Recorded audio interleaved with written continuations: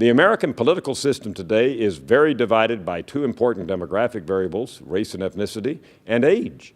My colleague Jeff Jones has just published a couple of in-depth analyses of exactly that, the relationship between those variables and party identification, and I thought I would go over with you a couple of what I think are the very, very salient points that came out of that analysis. First, race and ethnicity.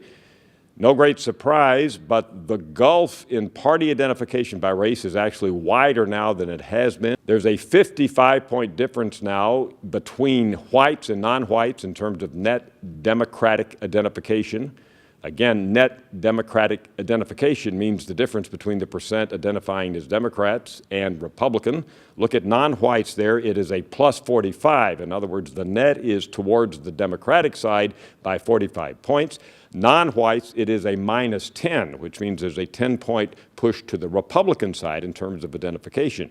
Do the math, that's a 55-point spread in partisan identification between whites and non-whites, and that's actually slightly larger than we have seen at other points in time.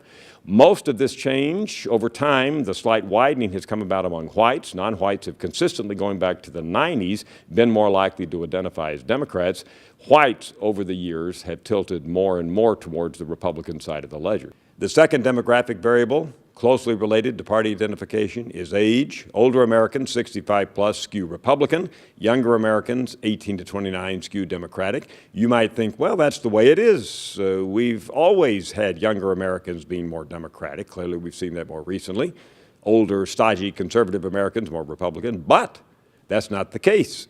Jeff Jones's analysis shows that if we go back a decade or two, it was actually the flip. There were points where older Americans were more Democratic and younger Americans more Republican.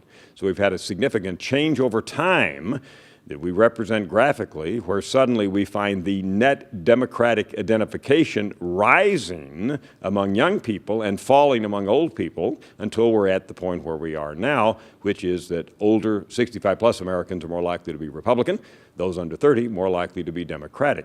Some of this is related to race because older Americans in today's America are significantly more likely to be white than younger Americans.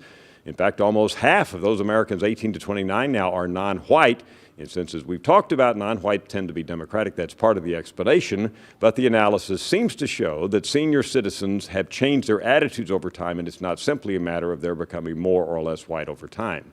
So the bottom line is two major divisions in American politics today are the race and ethnic difference and the age difference, and they're interrelated with one another, but boy, do they make a difference when we look at the politics of the average American here in 2014.